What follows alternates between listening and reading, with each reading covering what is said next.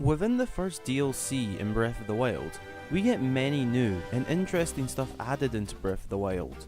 And whilst a travel medallion and the Trial of the Sword, along with the hidden armors and the Korok mask hidden across Hyrule, Master Mode adds a whole new game. And I mean that as you get to play through the game again, but in a lot harder Hyrule. I recently started Master Mode, and before heading into it, I was thinking it would not be that big a difference to playing it normally. And let me tell you, it definitely isn't. And it is not easy. So, I did a video like this before when Breath of the Wild first came out, and that was a survival tips video. Well, that was for normal mode. This is for Master Mode, and trust me, I have found all of these tips helpful so far, and hope you all do too. Also, this idea comes from somebody in my Discord server, who goes by the name of DatMLGBoy, and they suggested Breath of the Wild tips, glitches and other stuff. So I will probably do a glitches video at some point, but for today I'm going to do a tips video for Master Mode. And I guess most of these could apply for normal mode as well. So with all of that out of the way, let's get right into this video. So, one of the first things I found that was a huge struggle when starting out in Master Mode was the enemies regenerating their health. And considering you start with no weapons, and the goblins are now blue and not red on the Great Plateau, they can be pretty hard to beat. So one huge tip I have here is either 1. Gather up as much weapons as possible, whatever it may be. I collected a ton of tree branches on my second attempt, as 1 or 2 just broke, and I only got around half the health from the bokoblin, and it just kept regenerating its health on my first attempt. So yeah, try and gather as many weapons as you can, because they're going to break quickly. The second option is just try your best to avoid the enemies. Yes, it can be pretty hard, but just be careful, as I know as soon as I left the Great Plateau and headed for Kakariko Village, I was going to struggle. So, especially around the part where there's moblins on the way to Kakariko Village, I tried my best to avoid them, and trust me, it paid off, because I could not defeat them when I tried.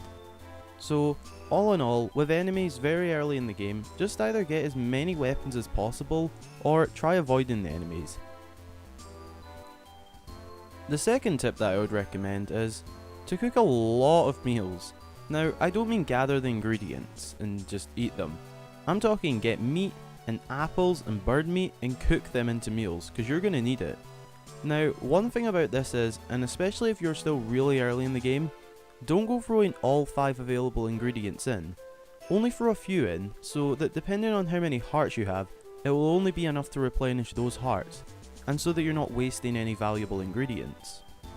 One thing I did before leaving the Great Plateau was, I just went round and wandered all around looking for apple trees, because they're literally all over the place, and they make for good meals to replenish anywhere between a few hearts and 5 or 6 hearts if you add some other ingredients. One last thing, for this part anyway, do not do what I did and run into the grass plain with all the trees, as there's a Lionel there, and I was nowhere near ready for that, and I completely forgot that there was a Lionel on the Great Plateau. And let's just say, it didn't go down too well. So, on to the third tip, and this one's kind of a little bit of a smaller tip, but this one kind of ties into the first one, with weapons. And that is, once you have your ruin abilities, use them a lot to your advantage. This also works for collecting meat from animals, if you can sneak up on them to a good enough standard. But anyway, I have found myself using bombs a lot to try and take out enemies from a distance. But this can only really be effective when the enemies are not in large groups, as the health regenerates, which is something that's hard to battle against in groups, as there's just that many enemies, so it's only really effective if you find 1 or 2 bokoblins and you just get them there and then you've took their health down a bit so you can dive in and attack them. Now for my fourth thing, and as some of you may know, one of the new additions to Master Mode is these things.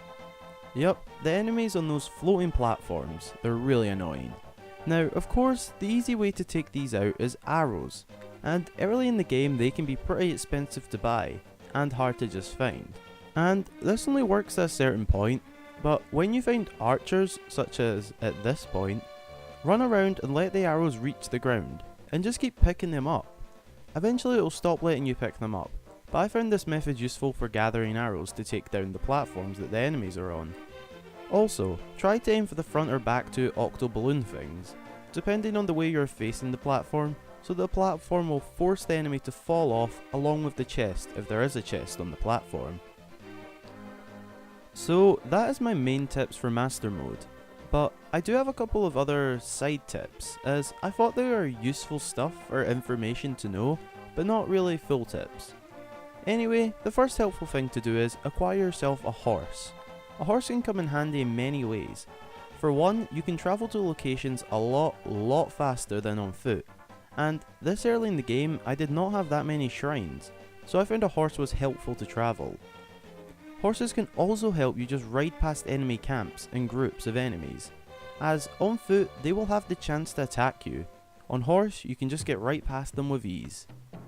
The second thing was, whenever you see a shrine, as long as it is in a reasonable distance, go and get it.